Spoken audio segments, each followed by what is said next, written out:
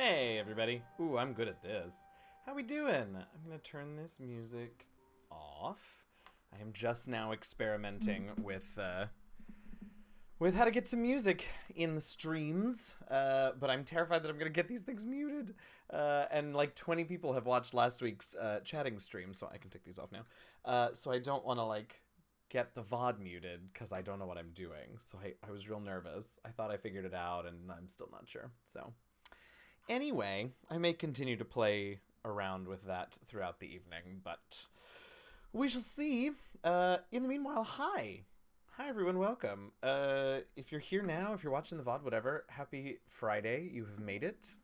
Even if you don't have a normal work week and Friday doesn't really mean much to you, congratulations.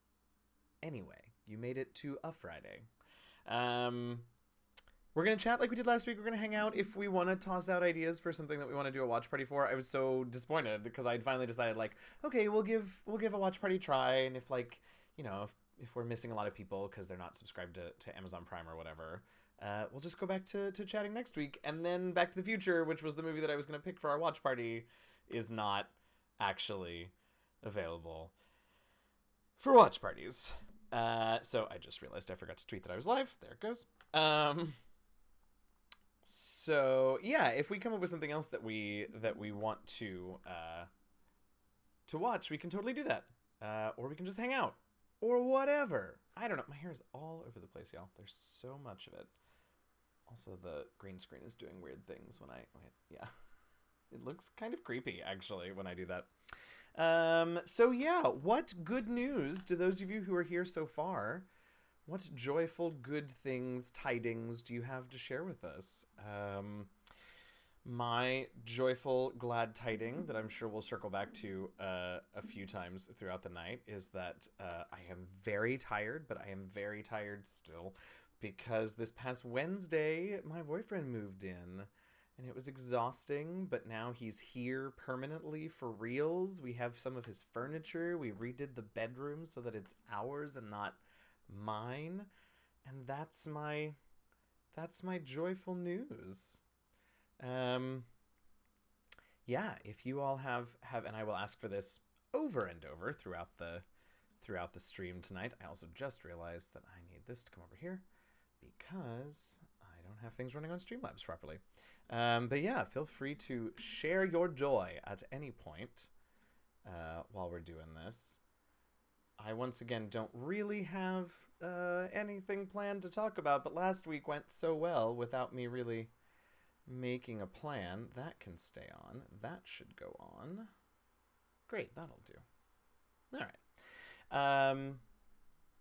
But we'll see how it goes. And, you know, last week people showed up. We had a great time. This week, hi, Carl. I'm happy you're here. If a few more people show up, great. If we call it after 45 minutes, also great.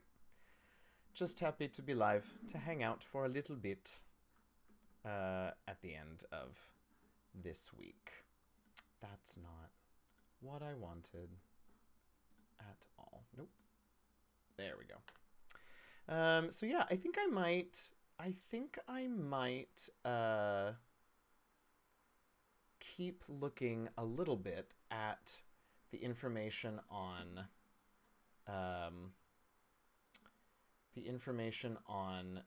streaming with music, con música, because I would like to have a little bit of music, and particularly for these, it would be, you know, music when I start and stop, and then music on Twitch. And then particularly for these, maybe a little ambient background, something, something. Or maybe that'll be really obnoxious and confusing, which is also fine. I had found a great website. Yeah, here we go. All right, I don't know about great website, but I found a website that kind of explained it to me. You can subscribe. No. DCMA Safe Music. It's all very confusing, but I'm going to look through it anyway while we hang out and chat and hope some more people join us soon. I guess I could also, since maybe if people are checking out the VOD, let you know. I'll have it come up on the screen here. Oh, is that not working tonight? Oh, good. I was going to tell you all about the podcast that I do. the D&D podcast, but it seems that my Stream Deck commands don't want to work. So I gotta relog. Yes. I gotta relog into Twitch. Username DM Jazzy Hands. I can say that out loud. You all know that. What I can't say is the password. Or my authentic two-factor authentication token, whatever. There we go. 1, 2, 3, 4, 5. How did you know my password? It's so clever. There's the podcast info. Last Refuge. Go check it out. How did you know my password? It's so cleverly constructed. I thought no one would ever guess it. Goodness. All right, now what is... Yes, okay, I understand the concept. What I do not understand is how I can easily determine whether or something is DMCA safe or not. And unfortunately, none of these websites seem to tell me that in a concise and easy to read way while I'm trying to also chat with you all. But that's okay.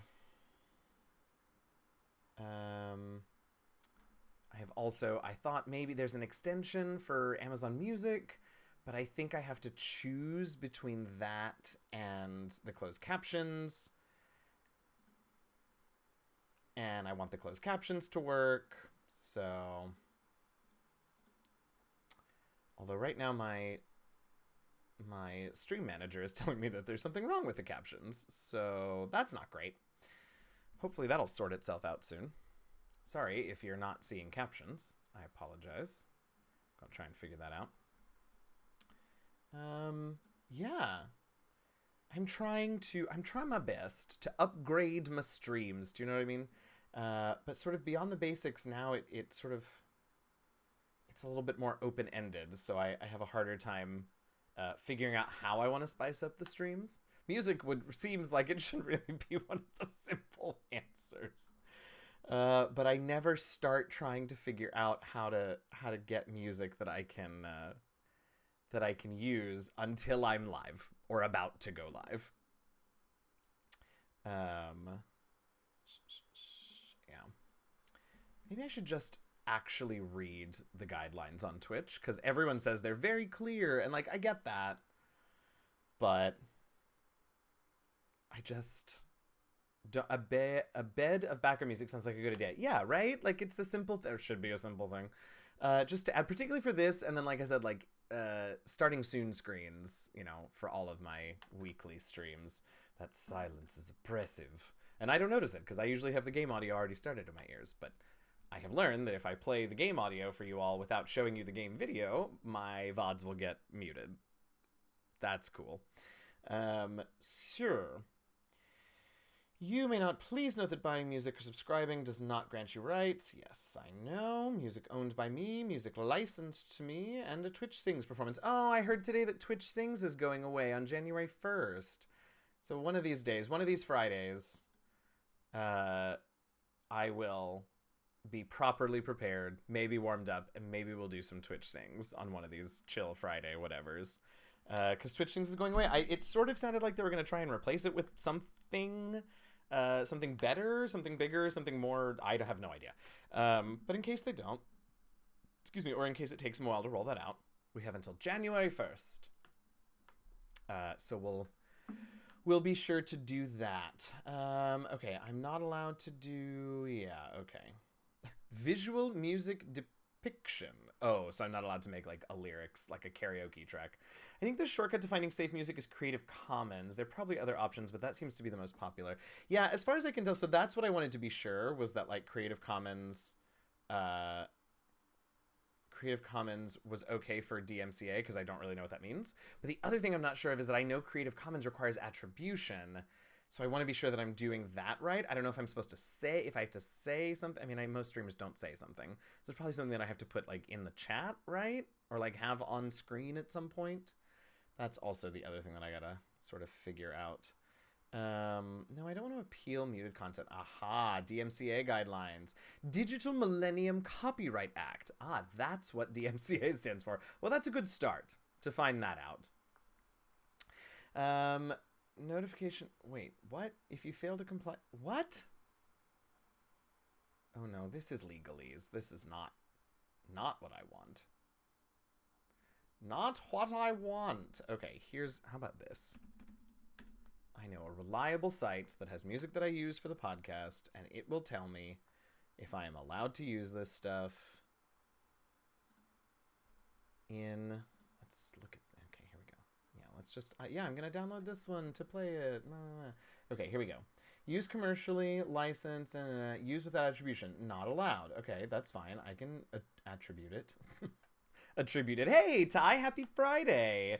I'm so glad that you are done with your day of meetings as well. Welcome, congrats. Oh, I don't have a drink with me. I'll go get one in a bit so that I can cheers you, and congratulations to making it here on a Friday. There's a doozy of a video on DMCA that Lindsay Ellis just did. Oh boy. Doozy like it's really long. Ty, we're talking about how I always think to sit down and try and figure out the rules for what music I'm allowed to play on these streams as I'm starting the stream. And how that doesn't go great because, well, then I'm streaming and can't read things. All right, so I'm going to look at this attribution because I think I might have a site that at least has stuff that I can use as long as I attribute it. Okay. If you use no. Show me other common questions, I guess. It's a long video, yeah, but the subject matter is very niche as well. Oh boy. Wait, isn't that how it's supposed to be done? You mean waiting until you have to do something to start trying to learn how to do it? Yeah, I mean, that's sort of how I live my life. I don't know about the rest of you, so. Let's see. I want to donate. Use. I just want to know about attribution, please. That's all that I want.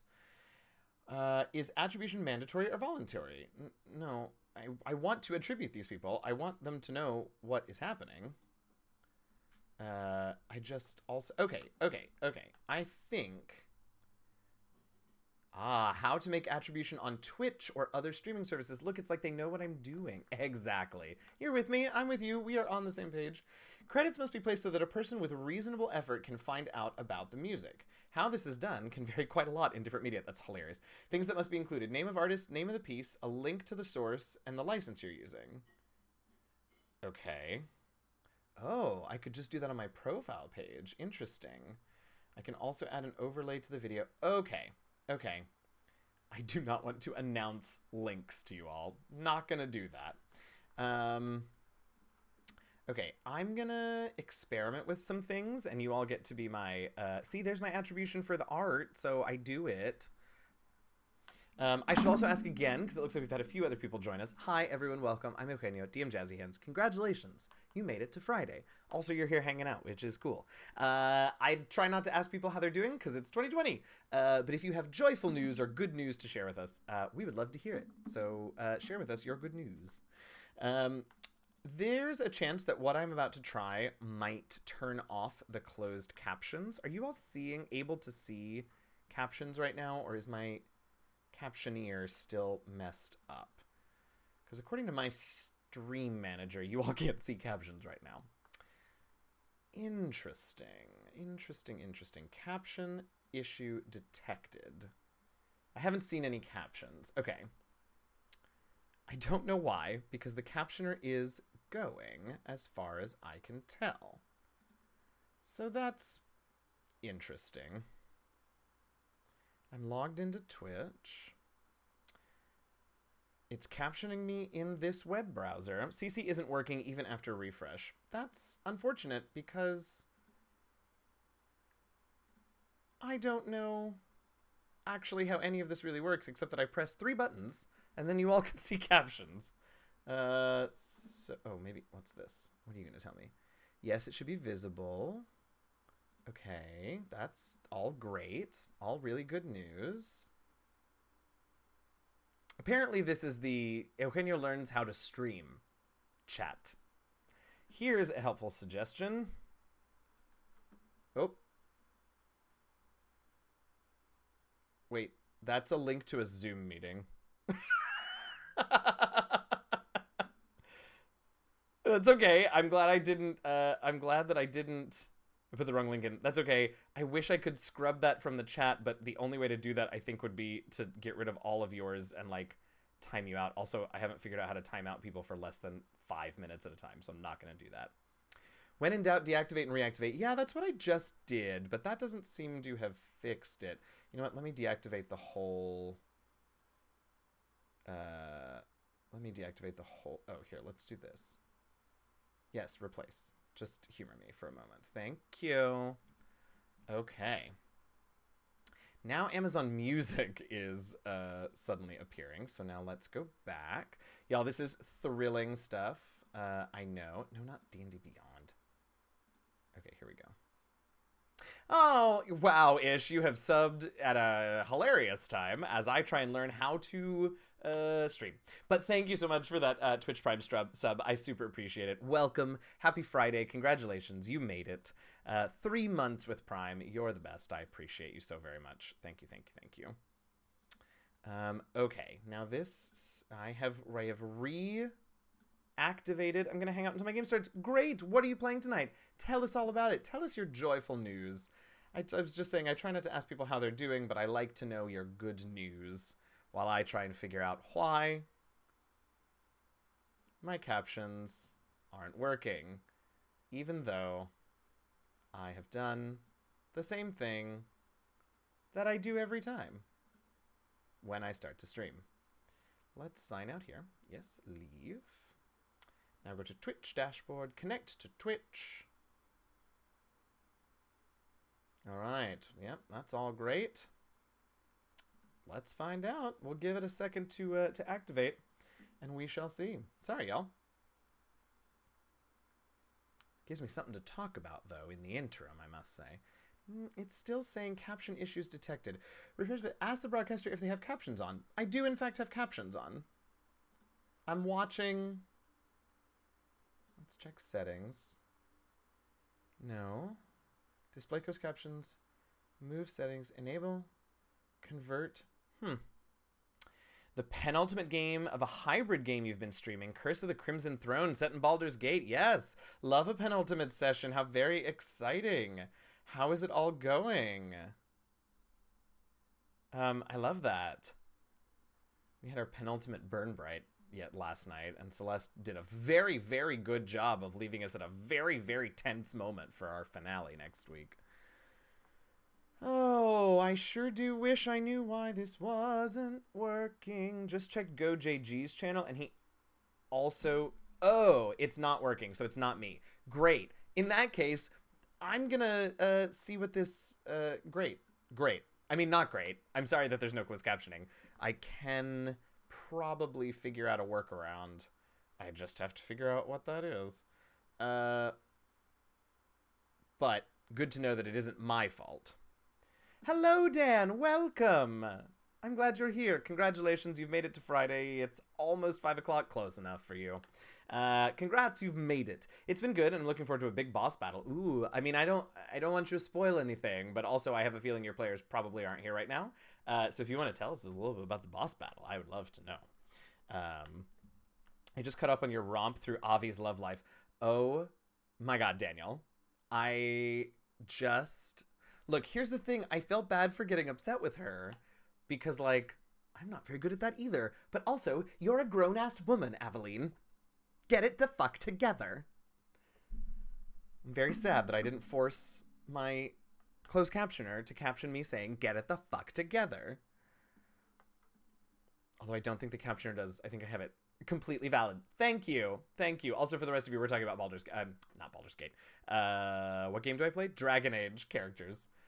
Although I would say this to any real-life adult friend that came to me and made me run random errands all around the building because she was too shy to tell the boy she liked, who also works for her, which I'm still not at all comfortable with, that she liked him. Oh, goodness. Yes, let's see what this does. Ah, yes. Okay.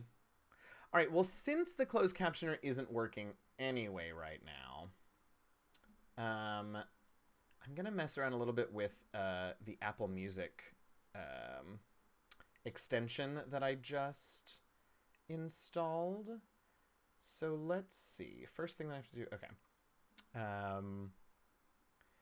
So let's see. So far tonight, the capture hasn't worked. I don't know how to do music. Ish is going to play an awesome penultimate campaign ending game tonight. And Dan's been watching me, you know, flirt for a grown-ass guardswoman. It's a fairly good day, I think. Yes, am sure that I want to do that. Next. Configure. Go to your live dashboard, open the extension, and complete the onboard steps. Okay. I can do that. Da-da-da-da-da. Stream manager. This is all very exciting, I realize. Is this what you want me to do? Maybe. Viewers should listen to music through our extension, not through your video stream. What? Oh, I think I understand what that means. You do not have any associate tags configured. You will not receive any bounties for fewer signups. Don't know what that means either. Please add your associate tag. No thanks, not now. I don't know what any of this means, y'all. Web player will open in a new tab and automatically start broadcasting what I'm listening to. Well, I'm currently not listening to anything. Okay. I'm real nervous that I'm going to end up getting the VOD of this thing muted, but whatever. Let's see. Okay, see, and like, apparently I can play Hamilton for us, but like, that really doesn't feel true, right? It feels like I'm gonna get in trouble if I play Hamilton on my stream, or like the Hamilton mixtape. Also, is In the Heights on here? Because if it is, we're gonna listen to that even if this gets muted. Nope. In the Heights. Oh. No. I mean, fair enough. But also, why is Hamilton on here? Y'all, nothing makes sense and everything's weird. But I'm okay with that. No, I don't want that. Why is there only one genre in this list? Oh, I see. Well, goodness. All right, well, I think maybe I can play music for you all. I don't really understand it, but I think I'm allowed to.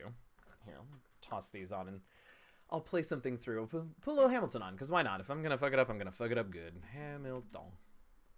Hamilton. Can we open this, please? Okay, I have no idea how loud this is going to be.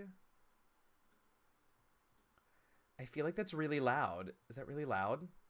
Or is it now, like, not at all audible? Y'all, this stresses me out. If you want to drop the CC extension, either to make room for a different extension or because it doesn't work, I can walk you through Web Captioner. I've used Web Captioner before. You hear nothing. Great. Well, I'm listening to the opening of Hamilton, so I don't know. Wild. We have a volume control on your side. Okay. Does it do anything? Can you hear the music? This is all fascinating, and you all are my little guinea pigs, and I love you all very, very much for, not agreeing to be my guinea pigs, because I didn't ask. Also, I should have known better. Had to sign in via the extension. Oh, that's not really ideal. That's not ideal. Okay, well, I'm going to let this opening number finish because I want to have it. Because I want to listen to it. But this is not the solution for music on my stream that I hoped that it was. This is just like if I'm listening to something. What's your name, man? Okay. Cool. This is not... It's also very distracting because I just want to sing along instead of doing... So you have to add it. Yeah, that's not good. You signed in proactively. Yeah, I have a feeling... Which makes sense. Like, it's the same thing as, like, a watch party. I really want to listen to this, but I can't. It is so distracting. Just like with a watch party, like, you have to have Amazon Prime. You have to be signed in. Blah, blah, blah. Okay, well, that's not the solution we want. Now, I'm curious. You know what? Let's get the Web Captioner up, because I should do that. Captioner. Okay, yes. Start captioning. Well, I need to make a new one. Your previous link expired, but you can get a new one. Great. Can I please get a new link? Okay, there we go. Share with viewers. No, this is the one I want. Okay. I can add this now. What is it? A browser source? It's annoying that I have to do this, but it's okay.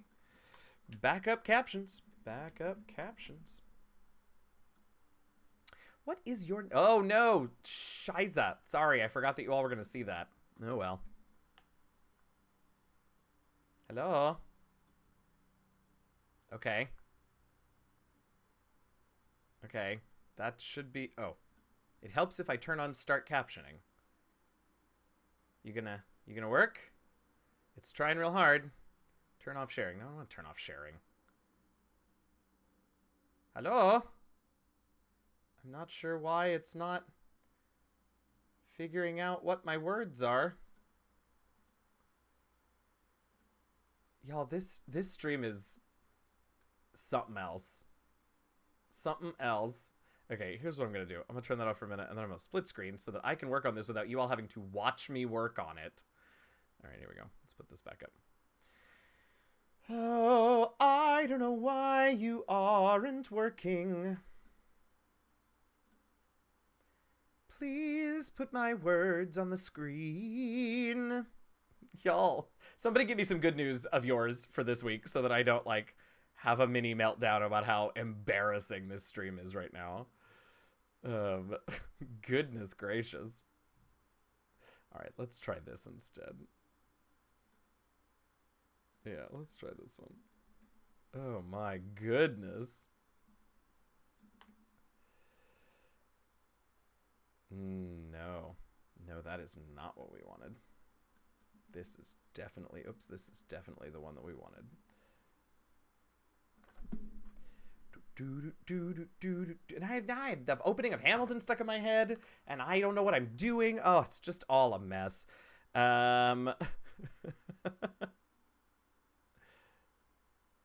Okay, that's working. For some reason, though, it isn't picking up any of my words, which is really interesting.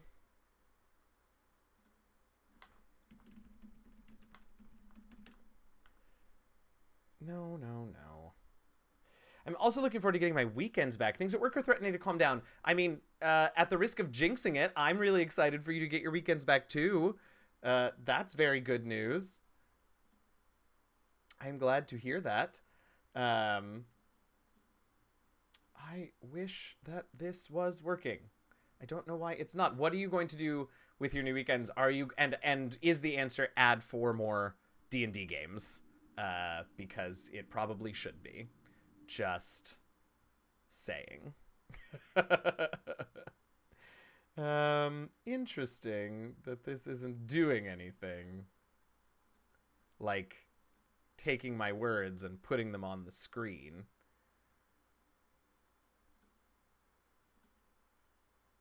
Had to part down to 7 a week. Oh, is that all? I'm truly disappointed. I'm, no offense or anything, but I can help troubleshoot, but I understand if you don't want to spend stream time. I mean, I'm already spending stream time on it, but I think I just figured out what the problem might possibly be. Okay, yeah, let's do this, and then do this, and then try this, and we'll see. All right, well, that's very good news. Yeah, this isn't working either.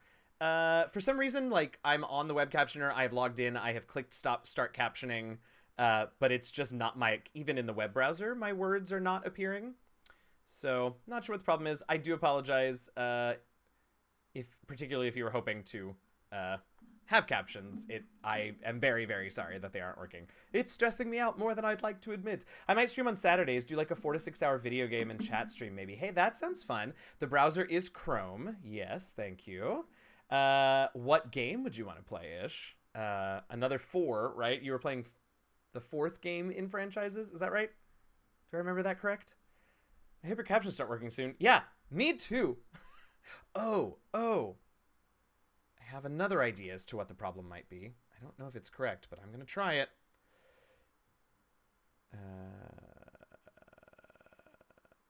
Maybe if I turn this off? Oh no, but then I have to relaunch all these pages? Fine, go ahead. I still have the opening number of Hamilton stuck in my head, so that's great. Aha! I got it! It's working! I figured it out! Well, sort of. I'm in the process of figuring it out.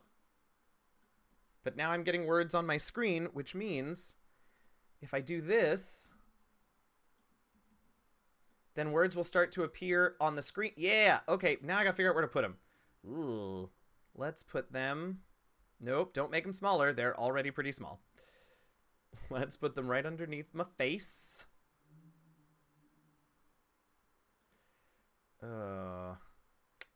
Alright, so they're there. I do feel like I'm finishing Breath of Fire 4 on Mondays. Okay, it was number 4, I was correct. Saturday I might use to guilt myself into playing those non-4 pesky RPGs that you've been neglecting, like Dragon Quest XI. That's very funny. You know what? Here's what we're going to do. We're going to move this. Yeah. We're going to move these over here. And then we're going to move this over here. And then we're going to stretch it out a little bit. You know what I mean? Yeah, that's good. Okay. Get ready, you all. I am about to reveal the thrilling and exciting conclusion of the high drama that is... That looks terrible. Here we go. The closed captioning game. Are you all ready? Here it comes. Ta-da! It's not cute. It's not elegant. But it works. Woohoo! Yeah. That was... It is really big. I know. I think maybe... Okay. We can maybe take a couple of lines off. Like maybe 4 lines at a time is enough. And maybe... Yeah, okay. So let's start here. Okay, so we made it a little bit smaller. Now, I know there's a way that I can, like, adjust, like, text size and stuff, right? Yeah, appearance. Here we go. Yeah, I do hate this font, but we'll deal with that later. Oh, that's a little better. Okay. Let's fix this a little bit more. Okay. How are you doing, caption issues notwithstanding? You know, generally speaking, I am pretty... Okay, here we go. Okay, I think I feel like I'm happy with this. Because now it's not covering up quite so much of the art. You know, I'm generally, caption issues notwithstanding, doing pretty well. I was just saying, my joyful news for the week is that my boyfriend moved in on Wednesday. He's been, for all intents and purposes, living here for a while, because pandemic and all. But he officially moved in. Oh, it says I'm too quiet. Okay. That is almost certainly not true. But anyway, he moved in on Wednesday. We got the rest of his clothes over here and, like, moved some furniture in and reorganized the bedroom and put... What do you mean too quiet? How do I turn up the sensitivity on this mic? Otherwise, I feel like I'm screaming at you all. And now the bedroom is ours and not just mine, and it's all very exciting, and this captioner is about to make me lose my cool.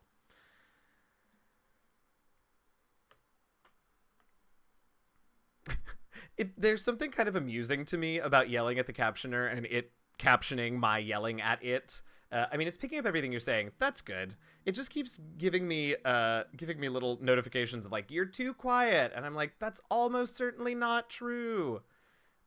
That's never been a thing that people have really had to say about me. Oh, but if I turn the sensitivity down, I bet it won't be a problem. Because my room is quite quiet. This room is quite quiet. And so I don't need to worry about it picking up extraneous noise. Yeah, okay, this is better. Now I can stop, like, projecting to you all. You all are the best for putting up with this shenaniganry nonsense. So thank you for that. Anybody else have joyful news? Good news? Good news? Oh, I do have more good news. How did I forget to talk about this? So I talked about it. Actually, I don't even know if I talked about it. All right, Ish, have a wonderful game. Happy gaming. Have so much fun. I don't even know if I talked about this yesterday on the Dragon Age stream or if I only talked about it during Burn Bright, but we got announced yesterday, the day before, Time is a Flat Circle, I don't know what date it is, the programming for the D&D celebration in a couple of weeks that WotC is putting on. So I get to now talk about the panel that I'm going to be on. I'm on a panel with Omega the Critical Bard, Kelly the Opera Geek, Christina Ariel, and Lauren Urban. I don't think I'm leaving anyone off. And we're all going to be talking about what it's like to be real live bards. So I'm super excited about this and to get to be a part of the celebration. And because I have to be honest, I sort of wasn't paying attention to what the celebration was because I had a lot of things coming in at once. Anyway, I'm very, very excited. It does have some astounding stuff lined up. So the panel is going to be on Saturday the 19th at, I think, 6 p.m. Eastern, 3 p.m. Pacific. You should check out the whole lineup because there's all kinds of cool stuff that's going to be going on. There's some panels about accessibility in gaming and writing accessible like dungeons and adventures and things, and talks obviously about all of the stuff that's coming up, and it's all going to be very exciting. And now I don't have to be quiet about it anymore, which is great. So you should check that all out. I should probably put a little thing in the chat on the semi-regular about it, but anyway. Yeah, I don't like this Amazon Music extension, so I'm going to uninstall it. I'm also going to go ahead and reactivate the captioner. And if you all start getting double captions, let me know, and I'll turn off the annoying thing that's underneath my camera. But until such time as the captioner decides to not be a butt, we will continue on this way. Oh, no, you had it, butt. It had 2 T's for a brief second in time. Captioners are funny, and I should really stop watching mine, because I will just spend the whole evening trying to fuck with the captioner. I said the captioner. See, I can't look at it. I can't look at it, y'all. I have no restraint whatsoever. What else? I don't know. What other news do I have from this week? Through the Veil, Tales of the Feywild, DM's Guild product that I was an editor on, is 3 sales away from hitting an Electrum bestseller. Last I checked, I actually haven't checked since this morning, so maybe we've hit it. I don't know. But that's very exciting. Another DM's Guild product that I was a writer for, a designer for, that has ice Arctic themed monsters is, I think, scheduled to come out on Monday, which is bananas. That's very, very soon. But so that's very exciting. Oh, wait, let's see. We might have hit it. Let's find out. Oh, the expectation. Yes, we did! We did! Oh, it hasn't updated on the page yet, but it will, because we have hit the required number to be an Electrum bestseller. That's so exciting. I'm very excited. I had very little to do with that particular product. I edited one of the adventures and, the prologue, the forewords to the book. And that's all. I was brought on kind of late in the process. But still, that's very exciting. Hooray! Yeah, it's called Through the Veil. I had much more to do with Volume 2. That'll hopefully be coming out later in the fall. That's got faith-themed magic items and trinkets and things like that. So hopefully that one will do just as well. Hey, RoboGoblin, what's up? Welcome in. Hello. I should make a hello command. I'm going to work on that. Tonight is apparently about me. I think I already said this, but stepping up the stream while you all watch me step up the stream. Anyway, Robo, welcome. Congrats. Cheers. You made it to Friday night.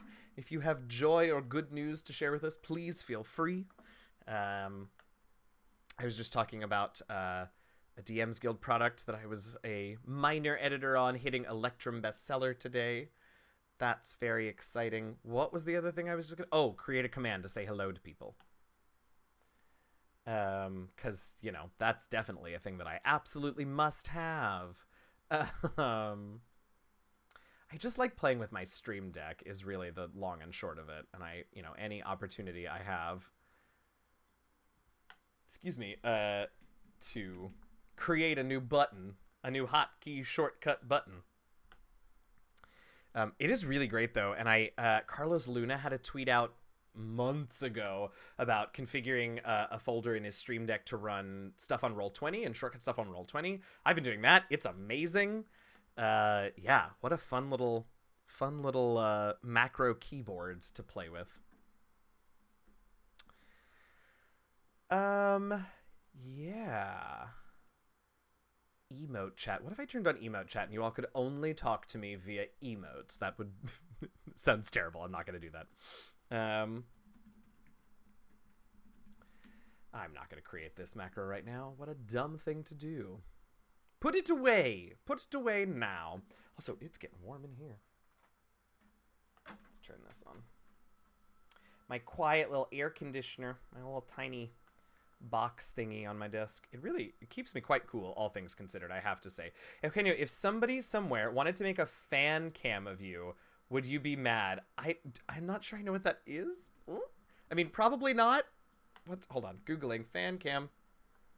Basically, a fan cam is footage focusing on a single member of a band, usually while the group is performing, so that no, I guess not. I'm trying to no, I guess not. Thank you for asking. Yeah.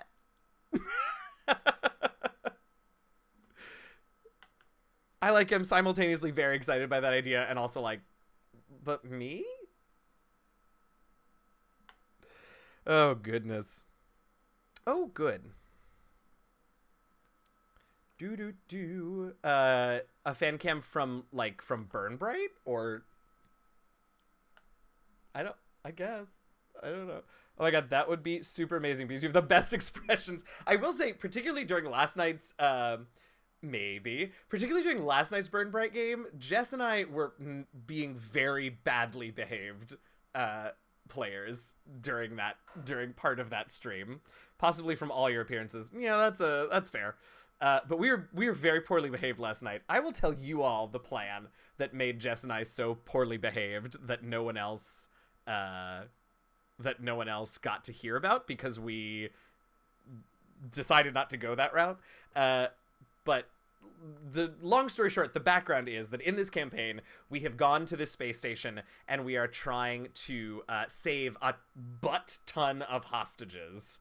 So you got butt ton, but you didn't get butt earlier? Fine, whatever. Trying to save a butt ton of hostages from these fire cultists. And we got to the station and everything went to hell. 2 of our players got knocked unconscious right away.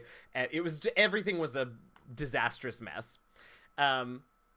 So Jess's character, Lou, and my character, Atash, managed to get through and rescue 10 of what has to be 50 or 60 hostages. And we got them aboard our spaceship Wanda, and we're trying to figure out what to do because we sort of know where our teammates are, so we can go to that side of the space station and help them, and then once we're all back together, we'll go and rescue the rest of the hostages. That was the plan that we ended up going with. I was not sure that was going to work. Oh, Brian, thanks so much for the host, and welcome. I'm very happy to have you. If you all aren't already, you absolutely must go follow Brian's channel, Urban Bohemian. He is wonderful. This morning I hung out for a little while he started playing the campaign mode of Marvel's Avengers, and it was so fucking cool. So yeah, you should absolutely follow him. So, I was not actually sure that we were going to be able to get the whole crew back together, because my character knew that some people had been knocked out, but not that they'd been revived. So in the Zoom chat, I started typing out this bananas plan about okay, here's what we're gonna do. I'm pretty sure that our friends on the other side, they have some allies. We had found out that some allies had come in to help them. They have some allies. They'll probably be fine. But the hostages are way the hell on the other side of the space station. So here's what I'm thinking. Stay with me. What if we take our ship and use its magic organic tree power. That's another. This story is not good if you haven't watched Bird Bright, but whatever. The ship has been supercharged with this like magic tree. Whatever, it doesn't matter. So I said, well, what if we go and reinforce the ship's hull with the magic tree power, and then just crash it into the space station, grab the hostages, and GTFO. And Jess, for whatever reason, just like lost their mind. And it was so funny. And Jess and I were just cackling. We were muted, so no one could hear us, but you could just see us cackling while poor Celeste and Nassim and Darcy were like trying to do a scene and play a board game or an RPG, a tabletop game, whatever. So yes, we were very poorly behaved, and so I can only imagine that a fan cam of like last night's episode in particular would be wild to behold. I have no doubt. And also, yes, I know I'm very expressive. I can't play poker. I think I've talked about this before, but when I was music directing in the Heights, my choreographer and I both are very bad at our faces. So we would sit next to each other whenever possible, when I wasn't in the pit playing the piano, and we would sort of nudge each other and remind each other to fix our faces because it's all there. All there.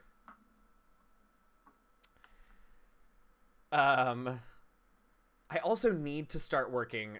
I don't know how many more characters in Dragon Age we're gonna meet that caused me to have that kind of reaction like I did when we met Fenris and Arishok and Anders and all of them. So I should start working on that supercut that I keep threatening to make of all the clips that Tanya has made for me of my reaction every time I meet someone or something exciting happens. There are also some really good clips. I can't remember if Tanya did them or who did them, but there are also some really good clips from the Dragon Age Origins playthrough, like when we killed the dragon and I freaked out at the like cinematic that I think it was Zevran, my boyfriend, used or did when he killed the dragon. Good times, killing dragons. That's what Sam always says to me when I come into the office to get ready to stream Dragon Age.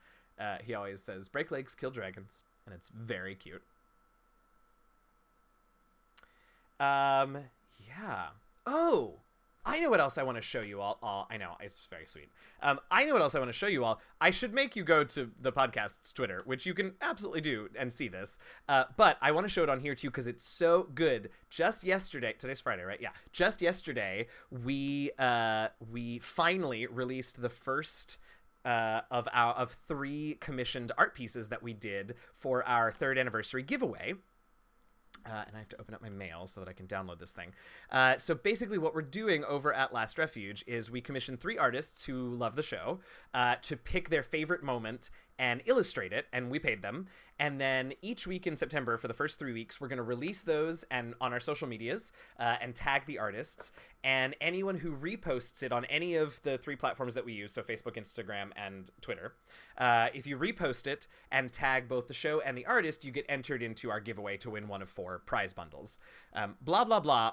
Basically, what I want to show you all is this awesome, awesome art that was done. The first piece that we released today was done by Nat Rose, who did this 5 o'clock somewhere art as well.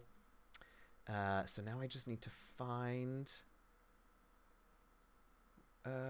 yes, this is it. Okay, I'm going to download it and then I'm going to show it to you all. Actually, yeah, okay, yeah, we'll do this. 'Cause it's so cool. And I know some folks that are here listen to the podcast, and you will probably know what moment this is. If you haven't already seen this, let's see. Oops. Okay. All right. So here it comes. It's gonna. Oh, you know what? There. Now it's not gonna. Oh, maybe. Oh my god, it's huge. Okay, yep, that's why I split screened it, because I knew it was going to be gigantic and take up the whole stream. But it's so cool that I don't care. I just have to keep resizing it because it is so big. Okay, here we go.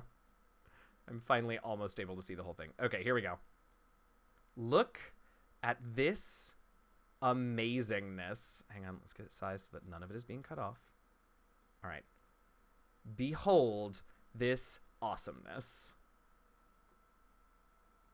Hello. There we go. I am so floored. I mean, I knew Nat was talented, but like, goodness gracious, they are awesome. Yeah, this was a moment. Yeah, right?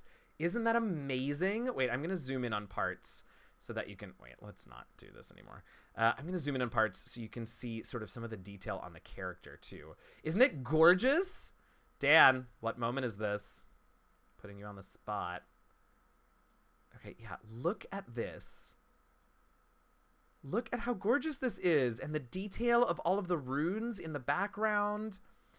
And all of the armor and stuff. Now, I will say Nat was the original designer of our character art, so they do know these characters pretty well and like what they're wearing and how to do them.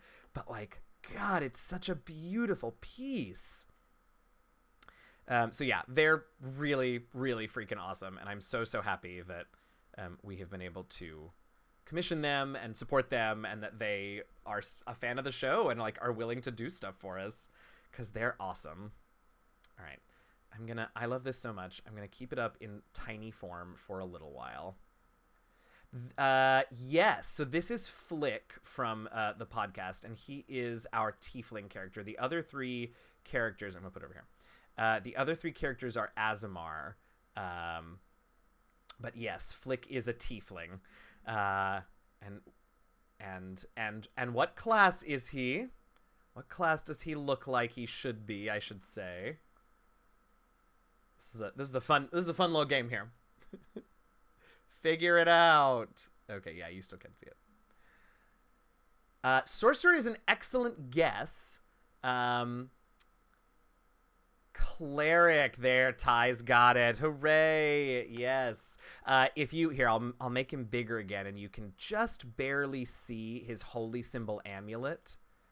Yeah, there he is. You can see right around his neck. You can kind of see his amulet, and I bet if I blow it up even more, it's really hard to see, and I don't want to make it too much bigger, but you can just barely make out the candle. Yeah, the candle kind of suggests it too. And in particular, if you look at the holy symbol, you can see there's a candle on his holy symbol, because he was a cleric of Denir, the Lord of all glyphs, Ogma's right-hand scribe, etc., etc. Okay, I'm going to make him small again.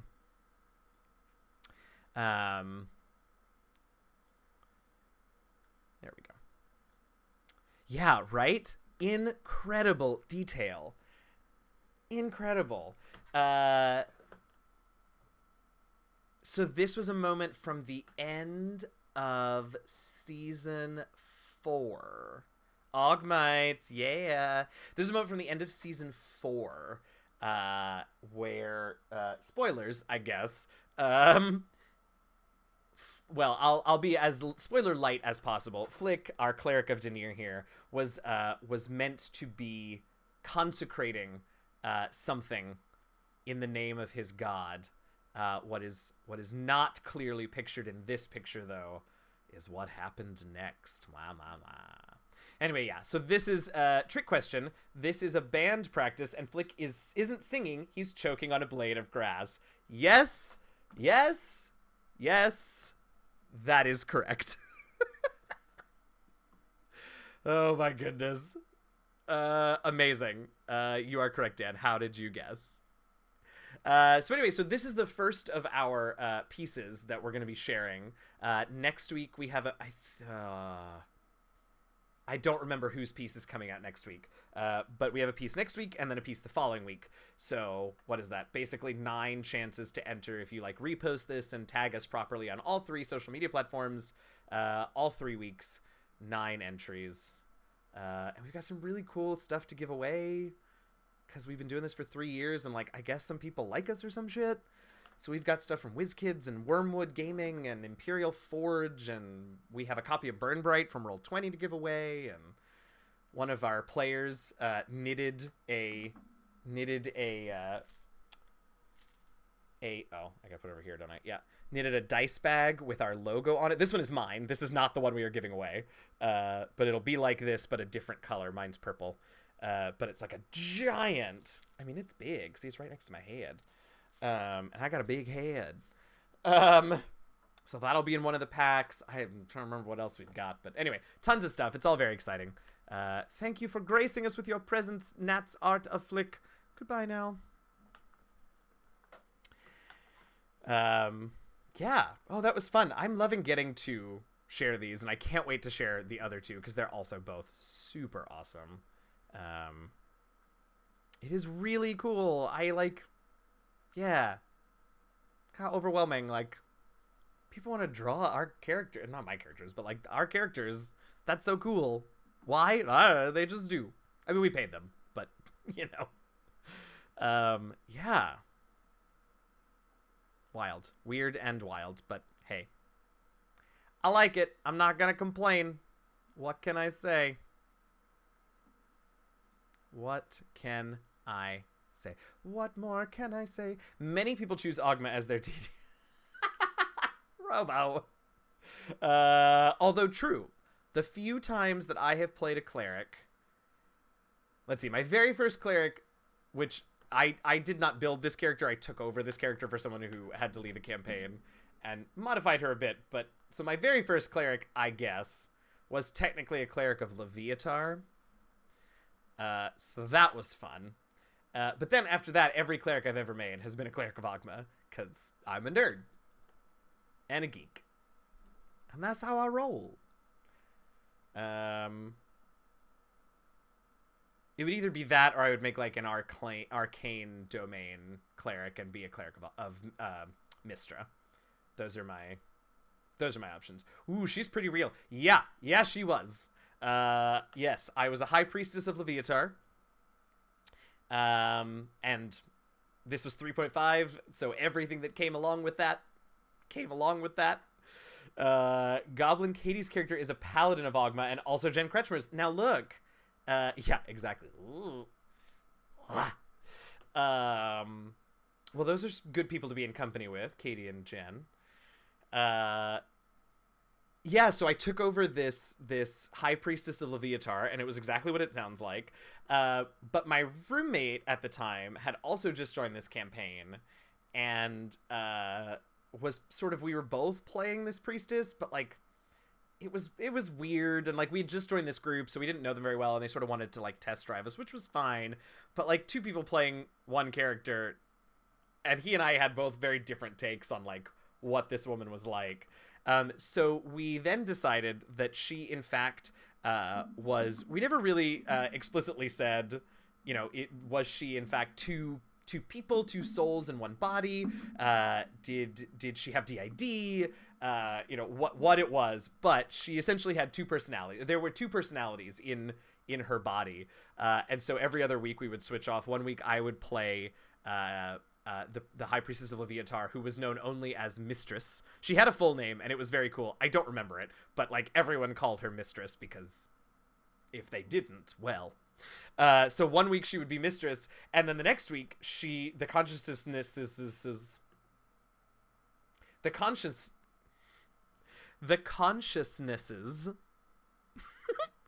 would switch places, and my roommate's personality for Mistress was, I don't remember her name, but was the exact opposite of a priestess of Leviatar. She was, I believe, a priestess, well, not the exact opposite, because I think she was a priestess of Ilmater, so still pain, but different. But she was this bubbly, bright, love to wear pink, whereas Mistress wore like black leather. And the two personalities, consciousnesses, were aware of each other, but had no real control over who was in charge when. And so, like, Mistress would, like, the Ilmater priestess would dress up in, like, bright pink dresses and had, like, a frilly wand. And Mistress would, like, tear it to shreds whenever she reasserted herself. But, of course, the other one, like, knew mending, so she would repair it every time. It was a whole thing. It was quite the campaign. It was wild. We were like 11th or 12th level, I think. when we joined. That was a long time ago. Plus 1,000 to you for calling it DID and not multiple personalities. Yes. As I was telling that story, I realized how old this story was, and that we probably weren't quite as sensitive as we should have been. So I, yes, tried to fix some of that this time around. Dissociative identity disorder, not multiple personalities, and not schizophrenia. Not the same thing. So yes. Thank you for my plus 1,000. Huzzah! Yeah, she was a fun character. She actually, not even close. No, not at all. She was super fun, and I feel like she was sort of a precursor, an experimental version, a test drive version of who would later become Xanathia Silveranth, my half-elven Hexblade warlock, who has explored the worlds from Ravnica, where she was elected to the Ghost Council of the Orzhov Syndicate, to the Forgotten Realms, where she adventured in Undermountain, in Hallister's domain, and she's been somewhere else too. She also fought in the Red War at Origins 2018 in the Epic, Thay versus in Flan, right? That was in Flan, I think. The Red Wizards versus I don't know, the world. She was there to fight in that war, in that battle as well. So yeah, she's been around, Zan, but I do feel like Mistress was sort of like my first foray into a badass, take no shit, sassy lady character. Good times, good times. I had some wild characters with that group back in those 3.5 / Pathfinder / whatever we ended up doing days. I had a Ratfolk witch who, actually, I think she made it to 20th level, now that I think about it. Anyway, that was an Eberron came in. Who's my favorite NPC? Oh, Robo, that is the broadest question I've ever... That's not true. It is a very broad question. Do you have, like, a particular campaign or setting or game system that you would like to narrow that down to for me, please, pretty please? I would appreciate it muchísimo. Because I do have lots of favorite NPCs. I have lots of favored NPCs. I used to 5e. Oh, goodness. Okay. Let's see. Favored NPC from, we'll say, a 5e hardback publication. I am a big... Okay, here... No. The answer is no. I do not have a favorite. But some of the ones that I really like... I really like... there is... I don't know if this counts as an NPC, but there's a... that I have played. Okay, well, I mean, I've played all the published adventures, so... there is a pair of guides in Tomb of Annihilation who have bought a Triceratops because they thought they were going to race this Triceratops and make lots and lots of money. But in fact, this Triceratops is a terrible racer and is very flatulent and is basically just their pack animal. And I think, and it's something with a Z. What is their flatulent? Oh, what is it? Zongo. That's his name. Zongo. So Zongo the Flatulent Triceratops is one of my favorite NPCs. I'm also running Tomb of Annihilation right now, which is why that's in my mind. Let's see. How about from Curse of Strahd, since I'm also running that right now? I really enjoyed playing Izek. I don't know that he's my favorite NPC from Curse of Strahd, but in this particular campaign of it that I'm running right now, I've really enjoyed playing Izek. Izek is the burgomaster of Valaki's, lackey. And there's been some weird shenanigans that I've really enjoyed sort of diving into with him and my party. Let's see. I don't know if I have... So I'm trying to go in order now. I'm going back and going to the beginning. I don't really have a favorite NPC from Horde of the Dragon Queen. I played through the first 2/3 of it. I never actually finished it now that I think about it. And it was right when I first started playing, and I attended intermittently that campaign. Rise of Tiamat, though,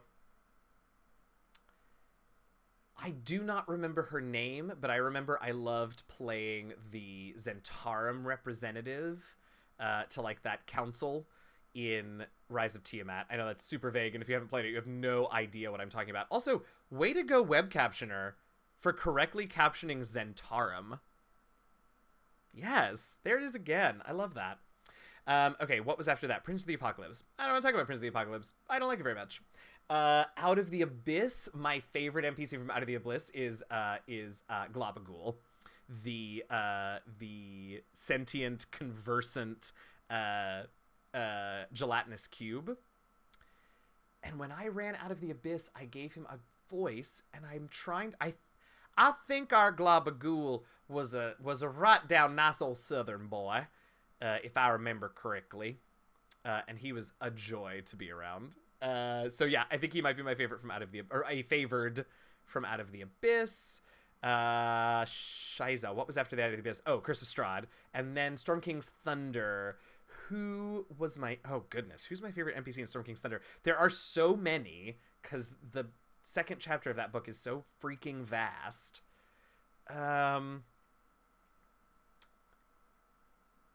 Goodness. Who was my favorite NPC from Storm King's Thunder? Oh, what is the name of that cloud giant that you can meet? And there are evil elemental earth cultists that are like bedeviling his flying castle. What is his name? I'm gonna have to look it up. I was trying not to look any of these up, but I'm gonna have to look this one up because I'll know it as soon as I read it, but I cannot think of his name right now for the life of me. If anyone else can think about it and wants to chime in, feel free, but I will look it up. Storm King's Thunder.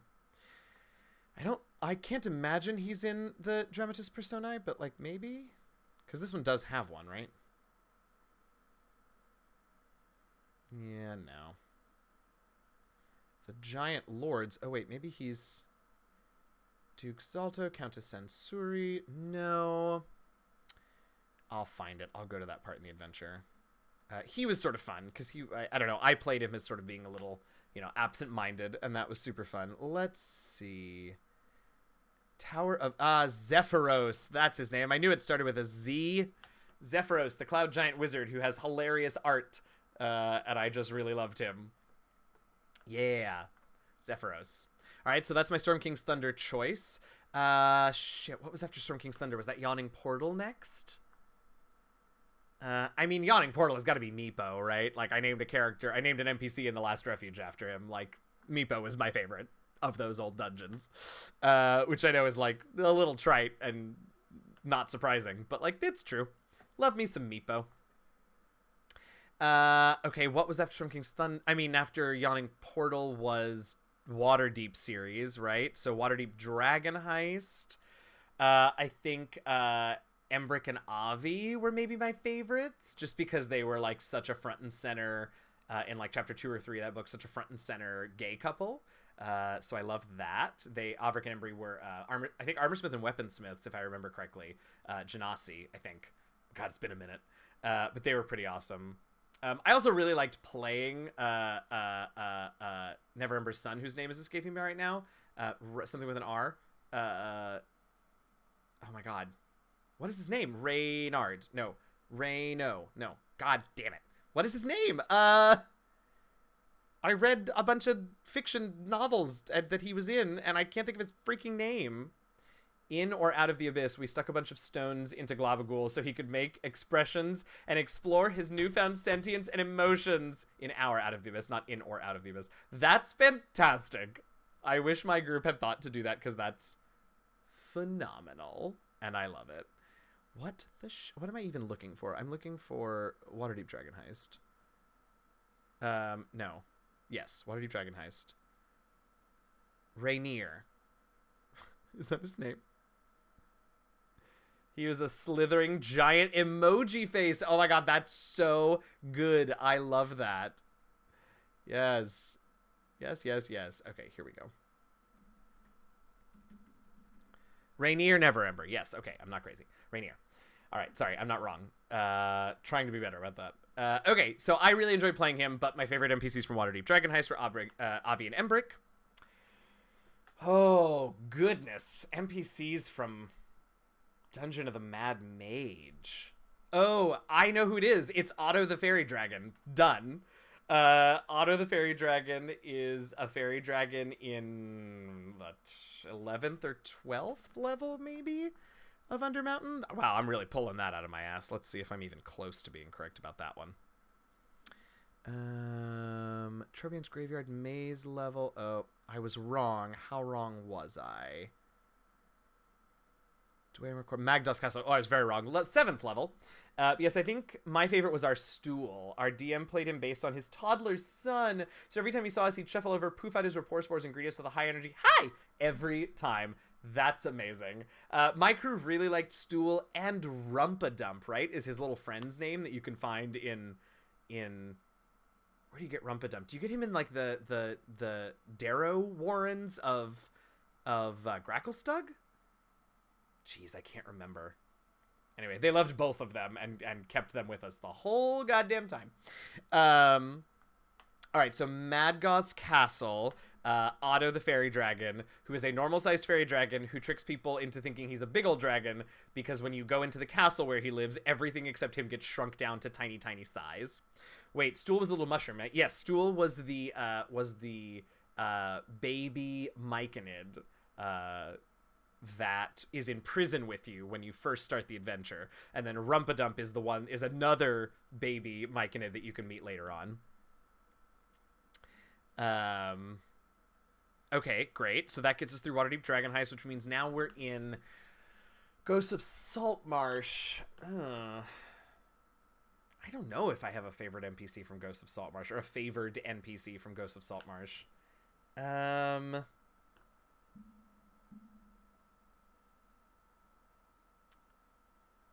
Gosh, I mean, there are some decent, there are some good, I shouldn't say decent like that. There are some good NPCs in the town of Saltmarsh itself. My druid was Stool's bodyguard. Oh my god, yes, I love that. I love that so much. Yeah, there were some good NPCs in the town of Saltmarsh itself.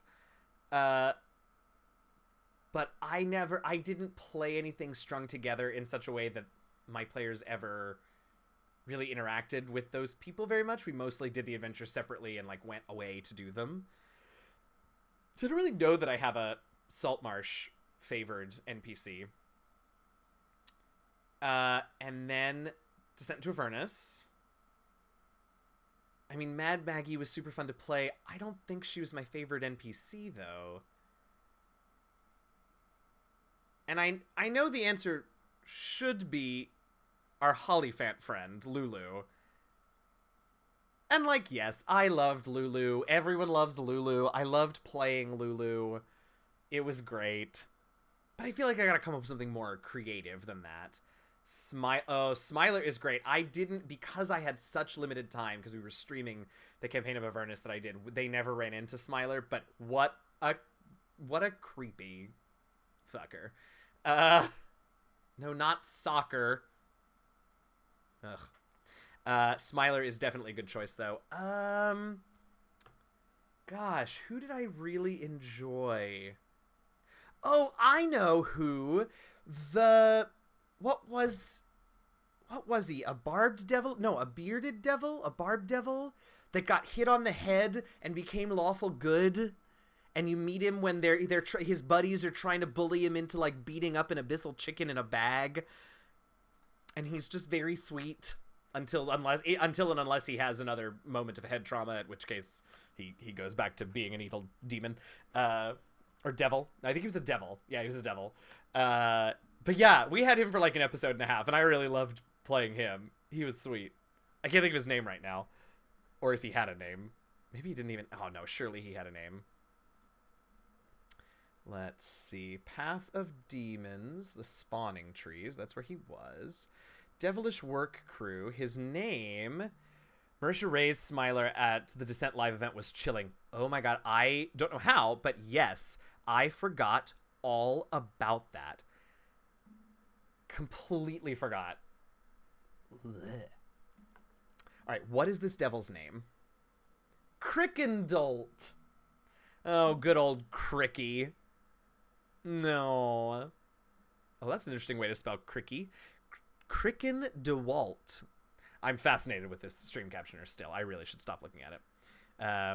Amazing. Love it very much. Okay, yeah, so Crickendolt is one of my favorite NPCs from Descent to Avernus, which then brings us back to Do.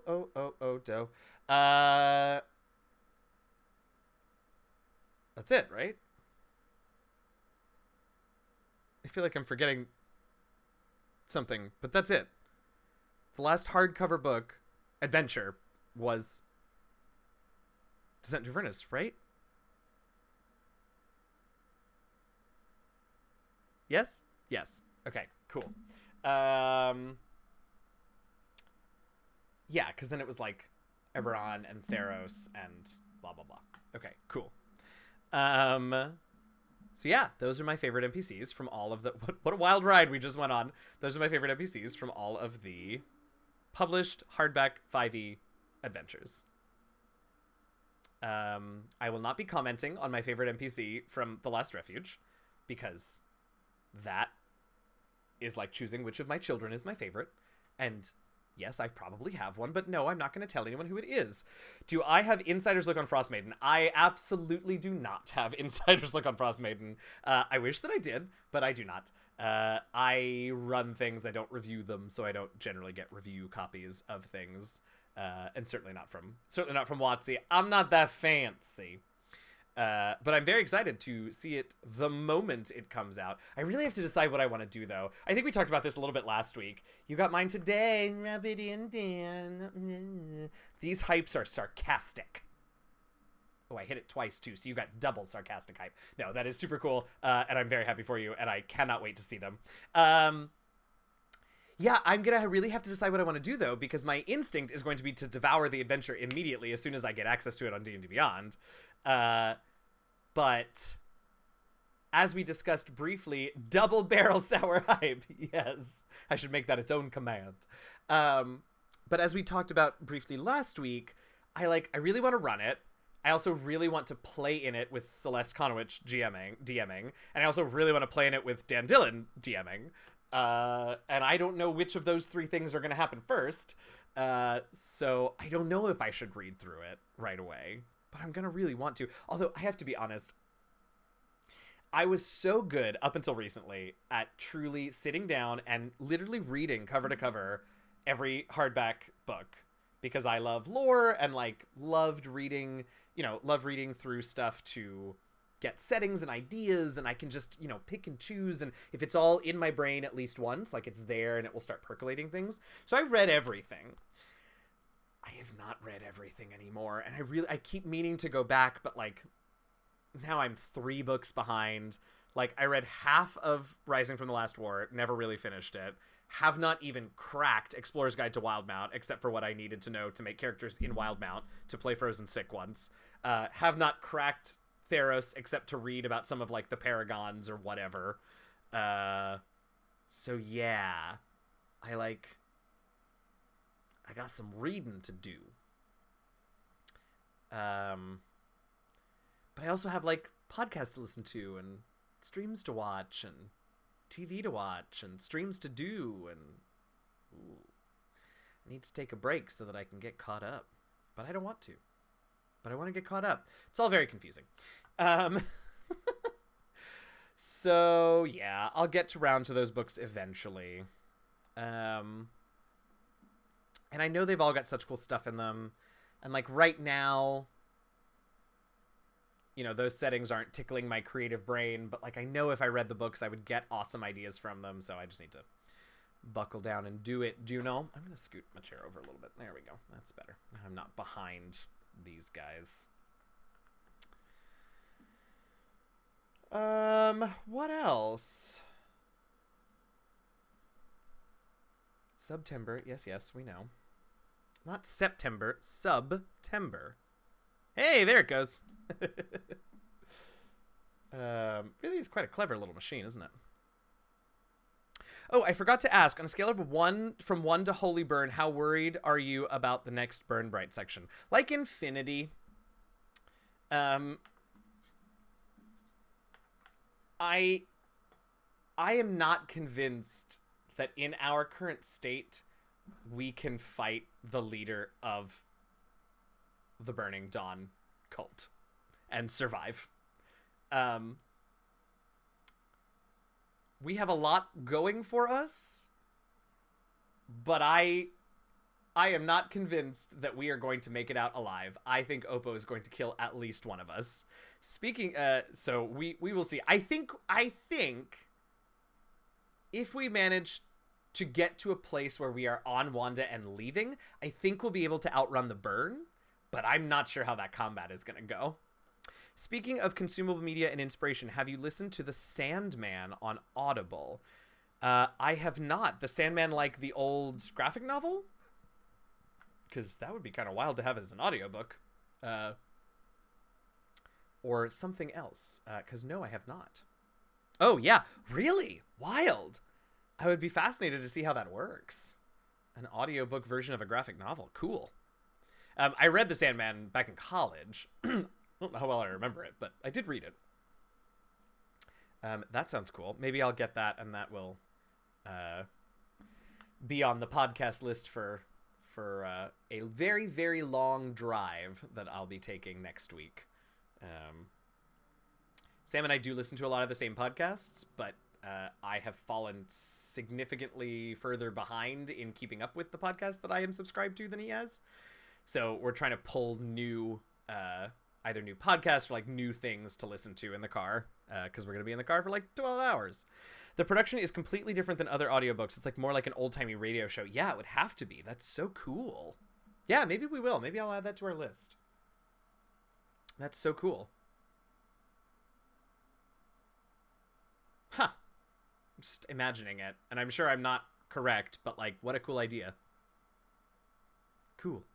I'm gonna say cool a few more times. You know. Yeah.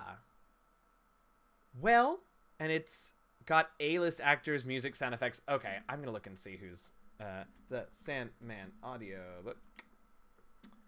Audio adaptation, sure, whatever. No, I don't want a review of it. Here we go. Can you please tell me who is in this cast? Apparently not. Okay, here we go. Oh my god, Neil Gaiman does some of it. Riz Ahmed, Kat Dennings, Taron Egerton, I don't know. James McAvoy, holy crap. Baby Newirth, Andy Serkis, Michael Sheen. Wow, you weren't kidding. Very nice. Okay, yeah. Might toss that on our list. Very cool. Very cool, very cool. But I thought it was excellent inspo for getting into the mindset of greater powers and stuff. Oh, that's a cool idea. Are you going to do something for special Halloween? And Taron Egerton is in The Kingsman. Oh, wait, let me... Taron Egerton. Oh, yeah, of course, that kid. I shouldn't call him a kid. He's probably my age. A little bit younger.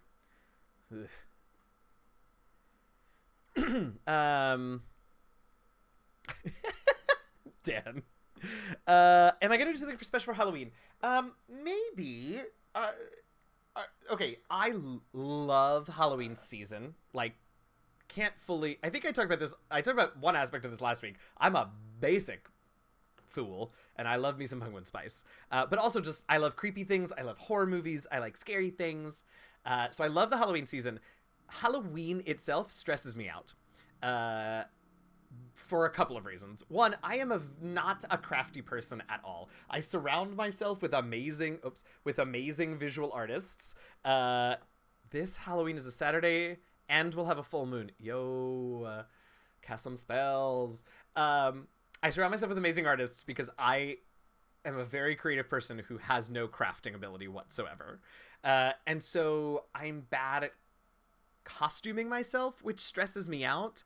So I don't love that because I feel like I look silly.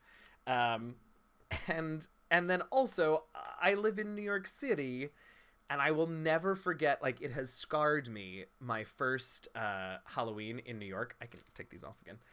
My first Halloween in New York scarred me because I got dressed up. I do not remember any of my costume except that I had knee-high 7-inch stiletto-heeled boots on,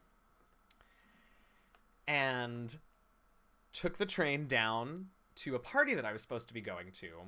And this was my first year in New York. I'd been in New York for 3 months at that point, and it did not cross my radar at all that I would have to be aware of the parade that was happening in the city when planning my route to get to this party. So I got off the train and very quickly realized that I was on the wrong side of Fifth Avenue and did not know how to get to the other side of Fifth Avenue. And there was not a single helpful person anywhere. And so I am wandering around like the lower teens or upper teens in 7-inch stiletto-heeled boots for like an hour. And I finally got somebody to like tell me how to get across Fifth Avenue. And I got to the party, and the party was miserable because it was a bunch of people that I didn't know. They were all like from my university, but they were much older than me, and I didn't know any of them except for like the one person who had invited me. And it was very awkward, and I felt very silly, and I was my feet were in so much pain, and I knew I was gonna have to walk. It was just awful. That totally sounds like West Hollywood on Halloween. Yeah, I'm sure it was horrible. And so now I'm like afraid to leave the house on Halloween if I'm in New York. I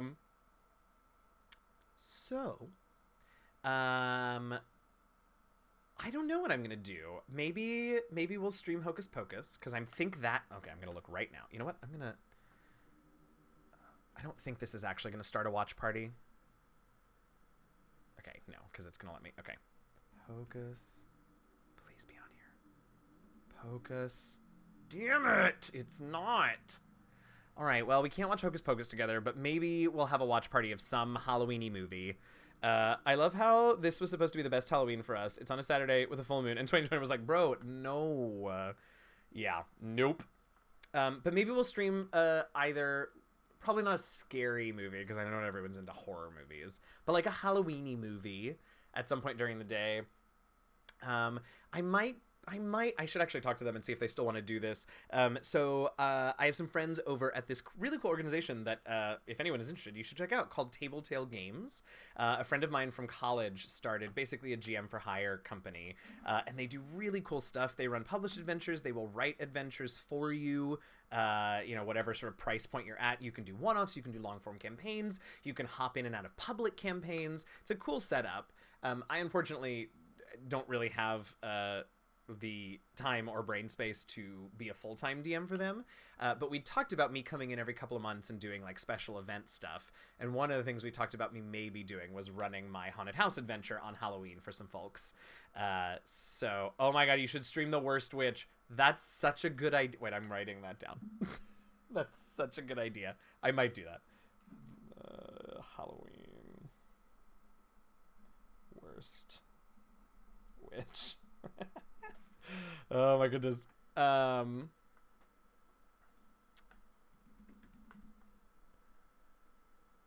see. Oh no, The Worst Witch isn't. I can't do that one either for a watch party. Everything is awful.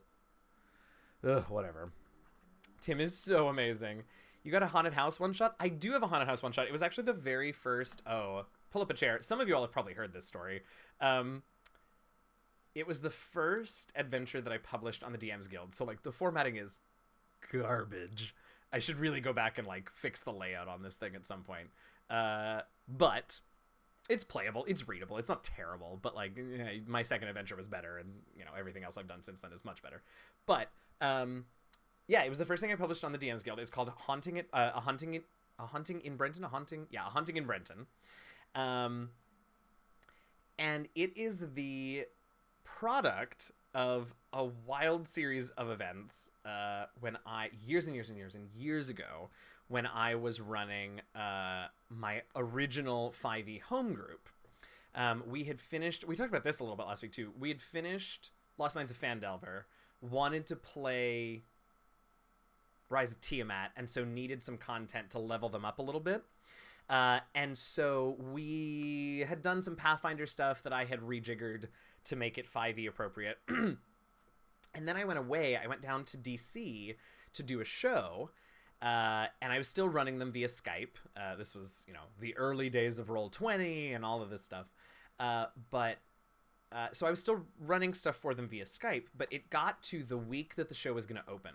And we were in tech rehearsals for the show, which for those of you who are not in theater and may not be aware, tech rehearsals for like professional shows is anywhere from 1 to 3 days of what we call 10 out of 12s. You are on duty for your call time is a 12-hour chunk of an entire day. You get a 2-hour dinner break, and other than that, you're on stage working the technical aspects of the show, and you do that, 2-3 days in a row, and then you go into dress rehearsals, and then suddenly you're performing for people. It's an exhausting part of the process to get a show up, which we can totally talk more about, because that's maybe an interesting topic to people. I don't know. But so it's exhausting. We're in the middle of this like long ass stretch of like grueling days, and my voice starts to go. And I'm playing like a supporting lead and like have 2 songs that I need to like. Anyway, so my voice starts to go, and I'm supposed to run a game for this group via Skype. And I was like, y'all, I cannot talk for like, and we would play for like 4 or 5 hours at a time. I cannot talk for 4 hours and still hope to make it through opening with a voice. So I said, we can play, but you're gonna have to be patient with me. But what we'll do is we'll get on Skype, and you all can talk verbally to me, but I'm gonna type everything in the Skype chat to you all that I'm doing, and we'll just see what happens. And they were like, yeah, okay, we want to hang out, we want to play, it's cool, whatever. So on top of this, also we're in tech, so I haven't had time to like come up with what we're gonna be doing, right? We'd like finished the Pathfinder stuff, and now we needed something new. So I told the group, I sort of said, okay, what do we want to do? Do we want something like funny? Do we want something spooky? And they were like, ooh, spooky. I said, okay, great. And I said, do we want like lots of combat? Do we want some puzzles? And they were like, oh, some puzzles would be fun. I said, okay, great. So I created this haunted house adventure on the fly. And it was super fun, and they really enjoyed it. And it took us like 2 or 3 sessions, I think, to get all the way through. And then that was sort of it. And we moved on, and we eventually started playing Rise of Tiamat, and we got through that, whatever. Cut to like a year later on Halloween, one of my players was like, hey, do you remember how that haunted house adventure went? We should like do a Halloween thing with it. And I was like, no, I sort of don't. But lo and behold, because I had been losing my voice and had to type everything in the Skype chat, the entire adventure was in text chat form in like our Skype history. And so I pulled that out, and to make the rest of this long and boring story short, since I had those chat histories, I was able to recreate the adventure, fix it. I ended up playtesting it, like redesigning parts of it, and was able to turn that into what is now the silver bestseller, A Haunting in Brenton adventure. So yeah, technology is wild and time is funny. But yeah, I've run it for a bunch of people now. I do it all the time. I can do it, with zero prep. I don't have to open the adventure anymore. I've done it so many times. But I might be running that for Table Tale on Halloween as well. I will announce that if I do, so that if anyone wants to play, you are welcome to sign up and join us. But I need to talk to the Table Tale. Like, I'm talking out my butt. I need to talk to the Table Tale folks before I start talking about how I'm doing this thing that they have not officially signed off on. So What else? Oh, what else might I do on Halloween? Okay, so according to this plan that we have just made so far, we're gonna watch a Halloween movie here, and then I'm gonna run Haunting in Brenton with Tabletail, apparently. And then, honestly, like, I just want to watch scary movies with Sam. That's all I want. Yeah, like, drink some fucking pumpkin ale. For really feeling it, like, maybe, like, I don't know, put on some... Oh, you know what? I have an Eevee onesie that Sam got me for Christmas, and he has a My Neighbor Totoro onesie that I did not get him for Christmas that he's had for a long time. Maybe those will be our costumes while we watch scary movies. um, I'll be back in New York, which means I would rather not leave the house, both because of the pandemic and also because New York on Halloween is the fucking worst. Honestly, that is the most romantic thing ever. Watching scary movies with truly, he's the best. Yeah. Ugh, pumpkin ale. Honestly, like, I'm gonna say it, like, I'm kind of excited for my first pumpkin spice latte. I had no idea you created that adventure from an old chat history. Oh yeah, actually, you were the one who I was sure had heard this story. Yeah, I had to go back and dig in the Skype history, and pull. I pulled a lot of the story, and then I ended up changing up a lot of the house. But I think I pulled like 2 rooms and a good chunk of the final battle, like the final encounter, I should say, from the old chat history. And then, like, I realized 2 of the rooms that I had come up with off the cuff were, like, not very interesting. Maybe let's redo those. Yeah, that was a fun process. I learned a lot, and have since learned even more. Like, that I should really hire a layout artist for anything that I ever want to publish ever, because I'm bad at it. See, I'm not crafty. I told you all, I'm not crafty. Yeah. That tends to be where that tends to be, like, I have so many. I have 2 adventures on the DMs Guild. Both of them have come from me recreating adventures that I put together for other people, and they liked them, and I have decided that I want other people to like them too. So that's Haunting of Brenton, and then Seasons of Fairy, my other adventure, was originally an adventure that I wrote for a Trevor Project charity stream on Roll for Change. That was a fun game because I was visiting my family in Mexico, but I really, really wanted to do this stream for the Trevor Project specifically. So we were visiting family in Mexico. We basically, like, my dad's entire family got together and rented a beach house in Ixtapa. And it was really lovely, but, like, the internet was garbo. And so I was, like, struggling with internet connection the whole time, and, like, was glitching, and we were trying to do this charity stream, I was trying to do this adventure, and it took forever because everyone had to keep waiting on my internet. It was all sort of a disaster. I'm sure it wasn't as bad as I remember it being, but, like, in my head it was kind of a disaster. But the adventure was fun. So I ended up then, probably not a full year later, got my notes from that together. Did not have to go back into a written chat history, but got my notes together and wrote that one out. And that's out there now too. Yeah.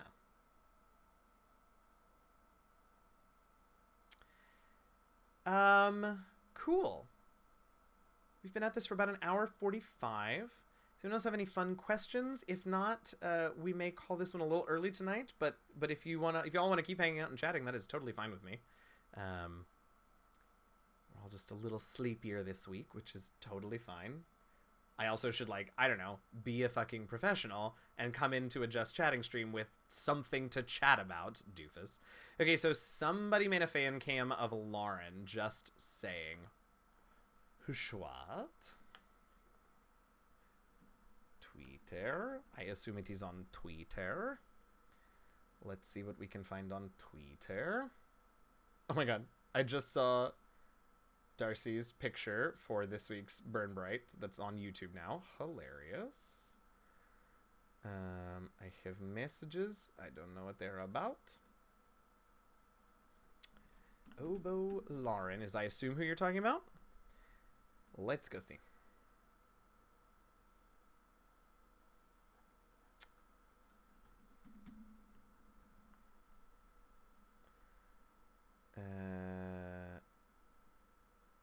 Oh, here it is. Oh, yes. Oh, it's such a delight. Lauren is such a delight. This is making me very happy.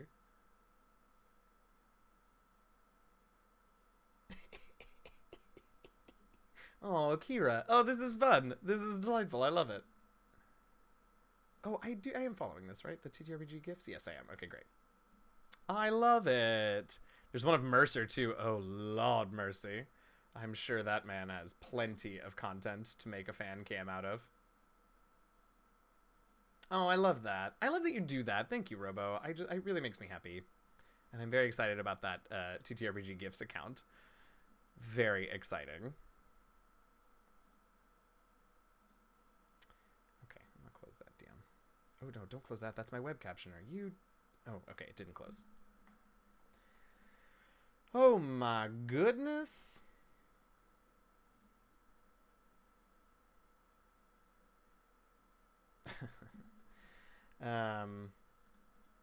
Yeah. All right. Well, okay, so next week, I am going to be in a place with a lot more space. And how about scary games? I enjoy Resident Evil. I haven't played a ton of if you mean like video games. I've not played a ton of scary video games. Resident Evil 2 was the most recent that I played. Revelations, or whatever that one was. And I have a few other ones on Steam that Sam and I play sometimes. Asylum and what's the other one that we play? I don't know if he's in the chat right now. Or if he's in the channel right now. Lurking. Like a creeper. No, you're not a creeper if you're lurking. Look, I even have a thing that says leave them alone. They're allowed to lurk. An Italian name or something. I don't remember. But I haven't played a ton of those. Maybe we can stream some of that on Halloween or leading up to Halloween. This is a big long day of Halloween, and I would like to spend some of it watching scary movies with my boyfriend. So I should maybe pump the brakes a little bit on the programming that I'm creating right now. What was I gonna say? Oh, next week I will be in a space with more space. I'll be in a place with more space. So I don't know what you all are into. I may go back to some God of War. If we can pick something that we want to watch, maybe we'll actually do a watch party. Silvio, that's it. Yes, thank you, Sam. So yeah, I can go back to God of War. If we pick something like now, and I check to make sure that it's watch party available, we can watch something, we can do another just chatting, and I will come in with like a few topics prepared or like fun things to show you or chat about. But it'll be a lot easier for me to sort of bounce back and forth to the PS4, and so to stream God of War or other things on console starting next week for like 5 weeks or so. It'll be easier for me to do that. So yeah. So we'll see what we do next Friday. Also, like, I don't know. We'll see. I'm still sort of feeling out the schedule, right? Like, the 2 Dragon Age games are solid, and I really enjoy them. I do want something else in the week. I just haven't really settled on what feels right. I don't know if Friday nights are right. Like, this has been fun. Maybe there's a better time. I don't know. We'll see. Please feel free to give me your opinions. You can tweet at me or put it in the chat or what. Now I'm just rambling. Cool. Well, I think just because I don't want to like force anything, because that has the potential to like start feeling eggy and awkward. This one's been pretty good. Yes, I have enjoyed this. I have as well. But it also feels like maybe it is beginning to decline to a natural ending place. Almost 2 hours. That's not too bad. From now on, in the time for me to go rang up some dinner, have a wonderful weekend. You too, Dan. Thanks for hanging out. Have a wonderful weekend. Love to the fam. Enjoy dinner. We're probably going to go here pretty soon, too. We'll go raid someone, so if you do want to hang out on Twitch for a little bit longer, do hang out. We'll raid somebody that could use some love. I promise in the future, for my Just Chatting streams, I will have at least a couple of topics for us to bounce off of, because now that I've done a couple of these, they've all gone really well, and I love hanging out with you all and chatting with you all. But, like, you know, things to kickstart the conversation when it lags. Yeah. Y'all are the best. If you're here and this is your first time, or you're not following, hit the follow button. I stream Dragon Age on Tuesdays and Thursday afternoons. You can check that out. You can also follow me on Twitter. I always talk about what I'm going to be streaming there. Check out my podcast, all of the self-promotion stuff that I feel like I should do. Now let's see who's live and who we can go raid. Let's see. Have a great weekend, everyone. Yes, everyone have a great weekend. We are going to go... Oh, goodness. Yes, goodbye. I don't have... I guess we can hop over to Encounter Roleplay. They're playing some D&D, it looks like. So we can head over there for a little while. If anyone wants to come and you're a sub, DM Jazz Hype in the chat. Otherwise, whatever hype emotes, excited emotes you have for our jazzy raid. Thanks for hanging out, everyone. Thanks for the chat. It's a great way for me to just like check in, say hi, decompress at the end of a week. Congratulations, you made it to Friday. Have lovely weekends, everyone. I hope I see most of you next Tuesday, 2 p.m. Eastern for more Dragon Age 2. You're all delightful. Stay safe, stay healthy, wear a mask, and happy gaming, y'all. Let's go hang out with Encounter Roleplay.